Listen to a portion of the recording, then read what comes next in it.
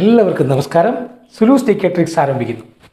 ഇന്ന് നമ്മൾ പഠിക്കുന്നത് PSC ആവർത്തിച്ചുകൊണ്ടേയിരിക്കുന്ന കൽക്കരിപ്പാടങ്ങൾ, എണ്ണപ്പാടങ്ങൾ എന്ന പാഠഭാഗമാണ്. ഇതുവരെ PSC ചോദിച്ചിട്ടുള്ള ചോദ്യങ്ങളിലേക്ക് നമുക്ക് നേരിട്ട് പ്രവേശിക്കാം. ഒരിക്കലും മറക്കാത്തതിലെങ്ങനെ കോഡിലൂടെ പഠിക്കാമെന്ന് നോക്കാം. ഇന്ത്യയിലെ ഏറ്റവും വലിയ കൽക്കരിപ്പാടം ഏത്? ഝാറിയ, ജാർഖണ്ഡ്. ഝാറിയ എന്നും ജാറിയ എന്നും നമ്മൾ എഴുതാറുണ്ട്. ജാർഖണ്ഡ് എന്നും നമ്മൾ എഴുതാറുണ്ട്. ഝാരിയ, ജാർഖണ്ഡാണ് ഇന്ത്യയിലെ ഏറ്റവും വലിയ കൽക്കരി പാടം. നമ്മളുടെ കോഡ് ഇതാണ്: ജാറിൽ നിറയെ കൽക്കരി. പഠിച്ചു നോക്കാൻ വളരെ എളുപ്പമാണ്.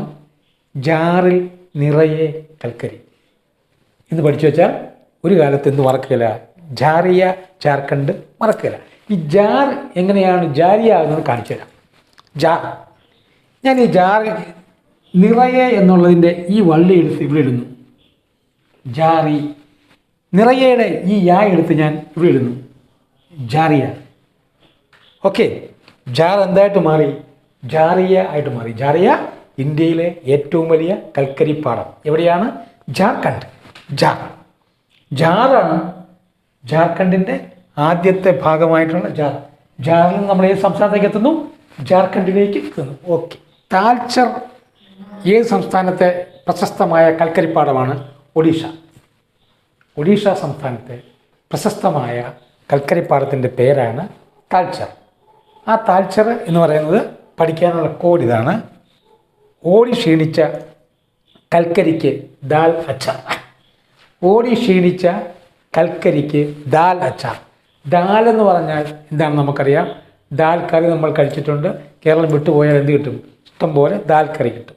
പരിപ്പ് പോലെ സാധനമാണ് ദാൽ. അപ്പോൾ നമ്മൾ എന്ത് ചെയ്യുന്നു? ദാൽ കൊണ്ടും അച്ചാർ ഉണ്ടാക്കും. എന്തിനു വേണ്ടി? കോഡ് പഠിക്കാൻ. ഓടി ക്ഷീണിച്ച ഒഡീഷ കൽക്കരിക്ക് ദാൽ അച്ചാർ. ദാൽ അച്ചാർ മീൻസ് താൽച്ചർ. താൽച്ചർ എന്ന് പറയുന്നത് ഒഡീഷയിലെ പ്രശസ്തമായ കൽക്കരിപ്പാടമാണ്. ഇനി മറക്കണ്ട. മൂന്നാമത്തെ ചോദ്യം: അസമിലെ ഏറ്റവും വലിയ കൽക്കരിപ്പാടം ഏതാണ്?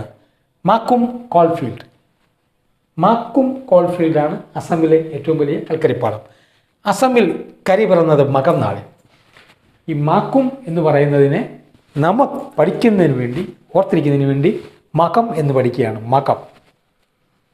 അസമിൽ കരി പിറന്നത് മകം നാളിൽ. ഓർത്ത് വെച്ചോളൂ കോഡ്: അസമിൽ കരി പിറന്നത് മകം നാളിൽ. അപ്പോൾ മകം കോൾഫീൽഡ് ഏത് സംസ്ഥാനത്താണ്? അസമിലാണ്. അസം. ഓക്കെ. കോർബ കൽക്കരിപ്പാടം ഏത് സംസ്ഥാനത്താണ് സ്ഥിതി ചെയ്യുന്നത്? ഛത്തീസ്ഗഡ്. എല്ലാ ചോദ്യങ്ങളും തന്നെ പലവട്ടം ചോദിച്ചിട്ടുള്ളതാണ്. എങ്കിൽ പോലും ഇത് കൂടുതൽ ആവർത്തിക്കുന്നൊരു ചോദ്യമാണ്. കോർബ കൽക്കരിപ്പാടം സ്ഥിതി ചെയ്യുന്നത് ഏത് സംസ്ഥാനത്താണ്? ഛത്തീസ്ഗഡ്. ഛത്തീസ്ഗഡ്. നമ്മൾ ഈ സിയും ഈ ജിയും കൂടെ ചേർത്ത് ഛത്തീസ്ഗഡിന് മനോഹരമായ ഒരു കോഡ് നൽകുന്നു: CG. ഓക്കെ അല്ലേ? CGയുടെ കൽക്കരിപ്പാടത്ത് മൂർഖൻ പാമ്പ്. ഇതാണ് നമ്മുടെ കോഡ്. ഇതൊന്ന് പഠിച്ചു വെച്ചോളൂ. ഒരു കാലത്തും ആ ഒരു മാർക്ക് നമുക്ക് നഷ്ടപ്പെടില്ല. CGയുടെ കൽക്കരിപ്പാടത്ത് മൂർഖൻ പാമ്പ്. മൂർഖൻ എന്ന് പറഞ്ഞാൽ എന്താണ്? കോബ്ര അല്ലേ? അതിൻ്റെ ഇംഗ്ലീഷ് വാക്ക് കോബ്ര. ഈ കോബ്രയുടെ ആറെടുത്ത് നമ്മൾ ഇപ്പുറത്തോട് ഇട്ടാൽ എന്ത് കിട്ടി? കോർബ. ഓക്കെ, കോബ്രയുടെ ആറെടുത്ത് ബിക്ക് ഇപ്പുറത്തെ കിട്ടി കോർബ. കോർബ കൽക്കരിപ്പാടം എവിടെയാണ്? CGയുടെ. CG ആണ്. CG means Chhattisgarh. ഇന്ത്യയിലെ മുഖ്യ താപോർജ്ജ സ്രോതസ് കൽക്കരി. ഇന്ത്യയിലെ മുഖ്യ താപോർജ്ജ സ്രോതസ് കൽക്കരിയാണ്. സംശയമൊന്നുമില്ല. പക്ഷേ it is A repeating question. ഇന്ത്യയുടെ പ്രധാന വ്യാവസായിക ഇന്ധനം കൽക്കരിയാണ്. ഇന്ത്യയിലെ ഏറ്റവും വലിയ താപോർജ്ജ സ്രോതസ് കൽക്കരിയാണ്. ഏറ്റവും കൂടുതൽ നമ്മൾ വ്യവസായത്തിന് ഇന്ധനമായി ഉപയോഗിക്കുന്നതും ആരെ തന്നെയാണ്? കൽക്കരിയെ തന്നെയാണ്. It is also A repeating question. ഇന്ത്യയിൽ കൂടുതലായും ഉപയോഗിക്കപ്പെടുന്ന കൽക്കരി ഏത് വിഭാഗത്തിൽപ്പെടുന്നതാണ്? ബിറ്റുമിനസ് അഥവാ ബിറ്റുമസ്. ഇന്ത്യയിൽ ഏറ്റവും കൂടുതൽ നമ്മൾ ഉപയോഗിക്കുന്നത് ബിറ്റുമിനസ് വിഭാഗത്തിൽപ്പെടുന്ന അഥവാ ബിറ്റുമസ് വിഭാഗത്തിൽപ്പെടുന്ന കൽക്കരിയാണ്. അതിൻ്റെ പ്രത്യേകത എന്ന് പറഞ്ഞാൽ അത് മീഡിയം ഗ്രേഡിലുള്ളതാണ്. അതിലുപരി അതിന് ജ്വലനശേഷി വളരെ കൂടുതലാണ്. ആ ടൈപ്പ് കൽക്കരിയാണ് നമ്മൾ ഇന്ത്യയിൽ ഉപയോഗിച്ചുകൊണ്ടിരിക്കുന്നത്. മറന്നു പോകരുത്, വളരെ പ്രധാനപ്പെട്ട ഭാഗമാണ്. മേജർ കോൾ, ബിറ്റുമിനസ് കോൾ, ഇതാണ് നമ്മൾ കോൾ. ഇതിങ്ങനെ തന്നെ പഠിച്ചു വെക്കണം. Major call, bituminous call. ഇന്ത്യയിലെ മേജർ കോൾ ഏതാണെന്നുള്ളതും ആവർത്തിക്കുന്ന ചോദ്യമാണ്. അതിങ്ങനെ തന്നെ പഠിച്ചു വെക്കണം. Major call, bituminous call. Okay. ഇന്ത്യയിലെ ഏറ്റവും വലിയ കോൾ ബ്ലോക്ക് ദിയോജ പച്ചാമി. നമ്മൾ പുതിയതായിട്ട് ഇന്ത്യയിലെ ഏറ്റവും വലിയ കോൾ ബ്ലോക്ക് കണ്ടെത്തിയിരിക്കുന്നു. പശ്ചിമ ബംഗാളിലെ ബിർഭൂം ജില്ലയിലാണ് നമ്മളിത് കണ്ടെത്തിയിരിക്കുന്നത്. ഇത് ലോകത്തെ രണ്ടാമത്തെ ഏറ്റവും വലിയ കോൾ ബ്ലോക്കാണ്. ബിർഭൂം ജില്ലയിൽ വെസ്റ്റ് ബംഗാളിൽ നമ്മൾ കണ്ടെത്തിയിരിക്കുന്ന ദിയോജ പച്ചാമി. ദിയോജ പച്ചാമി, ഇത് നമ്മുടെ കോഡ്. ദിയോജ CB2, ദിയോജ ദിയോജ ദിയോജ CB2, അങ്ങനെയൊക്കെ പഠിച്ചു നോക്കണം. ഇതാണ് കോഡ് ദിയോജ CB2. CB2 എന്ന് പറഞ്ഞാൽ coal block second in the world. ലോകത്ത് രണ്ടാം സ്ഥാനമുള്ള കോൾ ബ്ലോക്കാണ് CB2. Coal block second in the world, Deocha Pachami. Okay. ഇന്ത്യയിലെ ഏറ്റവും വലിയ പെട്രോളിയം ഖനി, ഇന്ത്യയിലെ ഏറ്റവും വലിയ എണ്ണപ്പാടം മുംബൈ ഹൈ, 1976. ഇന്ത്യയിലെ ഏറ്റവും വലിയ എണ്ണപ്പാടം ഏതെന്ന ചോദ്യവും ഇന്ത്യയിലെ ഏറ്റവും വലിയ എണ്ണ ഖനി പെട്രോളിയം ഖനി ഏതെന്ന ചോദ്യത്തിൻ്റെ ഉത്തരം ഒന്നാണ് മുംബൈ ഹൈ. മുംബൈയിൽ നിന്നും അറബിക്കടലിൽ സ്ഥിതി ചെയ്യുന്ന, മുംബൈയിൽ കരവിട്ട് അറബിക്കടലിൽ സ്ഥിതി ചെയ്യുന്ന നമ്മുടെ രാജ്യത്തിൻ്റെ ഏറ്റവും വലിയ എണ്ണ ഖനിയാണ്, പെട്രോളിയം ഖനിയാണ് മുംബൈ ഹൈ. 1976 അത് കമ്മീഷൻ ചെയ്തിരിക്കുന്നത്. മധ്യ എമർജൻസിയുടെ മധ്യത്തിൽ 75-നും 77-നും ഇടയ്ക്ക്, 75 to 77 എമർജൻസി, 76 എന്ത് നമുക്ക് മുംബൈ ഹൈ എന്ന് പറയുന്ന പെട്രോളിയം ഖനി നമ്മൾ പ്രവർത്തനം ആരംഭിച്ചത്. ഇങ്ങനെ വേണം ഓർത്ത് വെക്കാൻ. മുംബൈ പെട്രോളിയം ഹൈ, അങ്ങനെ ഓർത്ത് വെച്ചോണം. Mumbai petroleum high. ഓക്കെ. ഇന്ത്യയിലെ ഏറ്റവും പഴക്കമേറിയ എണ്ണപ്പാടം ദിഗ്ബോയ്, അസം. അസമിലെ ദിഗ്ബോയ് ആണ് ഇന്ത്യയിലെ ഏറ്റവും പഴക്കമേറിയ എണ്ണപ്പാടം. 1901 അതിൻ്റെ പ്രവർത്തനം ആരംഭിച്ചത്. 1901. ഇന്ത്യയിലെ ഏറ്റവും പഴക്കമേറിയ എണ്ണ ശുദ്ധീകരണശാല ദിഗ്ബോയ്, അസം. ഇന്ത്യയിലെ മാത്രമല്ല, ഏഷ്യയിലെ ആദ്യത്തെ എണ്ണപ്പാടത്തിൻ്റെ പേരാണ് ദിഗ്ബോയ്, അസം. അഥവാ ഏഷ്യയിലെ ആദ്യത്തെ എണ്ണ ശുദ്ധീകരണശാല എന്ന ചോദ്യത്തിൻ്റെ ഉത്തരവ് എന്താണ്? ദിഗ്ബോയ്, അസമാണ്. ദിഗ്ബോയ് നമ്മൾ മലയാളത്തിൽ പറയുമെങ്കിലും എഴുതുന്നത് ഇങ്ങനെയാണ്, DIG, dig, BOI, boy, dig boy. അപ്പോൾ ഡിഗ് എന്ന് പറഞ്ഞാൽ കുഴിക്കുക, ബോയ് എന്ന് പറഞ്ഞാൽ ആൺകുട്ടി. നമ്മളിവിടെ കോൾ ഇങ്ങനെ രൂപവൽക്കരിക്കുകയാണ്. ഡിഗ് ബോയ് എന്ന് പറഞ്ഞാൽ കുഴിക്കുന്ന ആൺകുട്ടി, എണ്ണ കുഴിക്കുന്ന ആൺകുട്ടി. അസമിൽ ആൺകുട്ടി എണ്ണ കുഴിക്കുന്നു, ഡിഗ് ബോയ്. മറന്നു പോകരുത്. എന്തുകൊണ്ട്? പാര കൊണ്ട്. ഇതാണ് കോഡ്. അസമിൽ ആൺകുട്ടി എണ്ണ കുഴിക്കുന്നു പാര കൊണ്ട്. കമ്പിപ്പാര എന്നൊക്കെ നമ്മൾ നാട്ടിൻപുറത്ത് പറയും. കമ്പിപ്പാര അഥവാ അയൺ ബാർ, നമ്മൾ കുഴിക്കാൻ വേണ്ടി ഉപയോഗിക്കുന്ന കമ്പി, അറ്റത്ത് പരന്നിരിക്കുന്നതും ഒരറ്റം കൂർത്തതുമായിട്ടുള്ള കമ്പിയാണ് എന്ത്? അയൺ ബാർ അഥവാ കമ്പിപ്പാര എന്ന് പറയുന്ന സംഗതി. അതുകൊണ്ടാണ് കുഴിക്കുന്നത്. അത് ഞാനിവിടെ അവതരിപ്പിച്ചതിന് വേണ്ടി അതൊരു കോഡാണ്. അയൺ ബാർ എന്ന് പറയുന്നത് 1ൻ്റെ കോഡാണ്. കമ്പിപ്പാരയുടെ കോഡ് 1 ആണ്. ദാറ്റ് മീൻസ് ഇന്ത്യയിലെ ആദ്യത്തെ എണ്ണ ശുദ്ധീകരണശാലയാണ് ദിഗ് ബോയ്. ഇന്ത്യയിലെ ആദ്യത്തെ എണ്ണപ്പാടമാണ് ദിഗ് ബോയ് അഥവാ dig boy. Dig boy means കുഴിക്കുന്ന ആൺകുട്ടി. അസമിൽ ആൺകുട്ടി എണ്ണ കുഴിക്കുന്നു പാര കൊണ്ട്. മറക്കുകയല്ല. ഐശ്വര്യ എണ്ണ ശുദ്ധീകരണശാല സ്ഥിതി ചെയ്യുന്ന സംസ്ഥാനം രാജസ്ഥാൻ.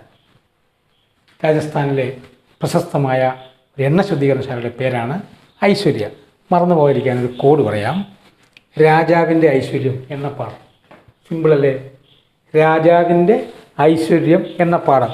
രാജാവെന്ന് പറഞ്ഞാൽ രാജസ്ഥാൻ, എണ്ണപ്പാടം ഐശ്വര്യം എന്ന് പറഞ്ഞാൽ ഐശ്വര്യ, രാജാവെന്ന് പറഞ്ഞാൽ രാജസ്ഥാൻ. രാജസ്ഥാനിലെ എണ്ണപ്പാടത്തിൻ്റെ പേര് ഐശ്വര്യ. ഐശ്വര്യ എണ്ണ ശുദ്ധീകരണശാല രാജസ്ഥാൻ. ഐശ്വര്യ എണ്ണ ശുദ്ധീകരണശാല രാജസ്ഥാൻ.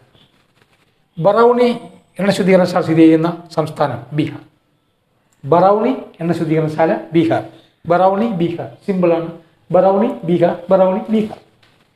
കൊയാലി എണ്ണ ശുദ്ധീകരണശാല സ്ഥിതി ചെയ്യുന്ന സംസ്ഥാനം ഗുജറാത്ത്. കൊയാലി എണ്ണ ശുദ്ധീകരണശാല സ്ഥിതി ചെയ്യുന്ന സംസ്ഥാനം ഗുജറാത്ത്. കൊയാലി എന്ന് പറയുന്നത് ഗുജറാത്ത് ഓയിൽ റിഫൈനറി സ്ഥിതി ചെയ്യുന്ന സ്ഥലത്തിൻ്റെ പേരാണ് കൊയാലി.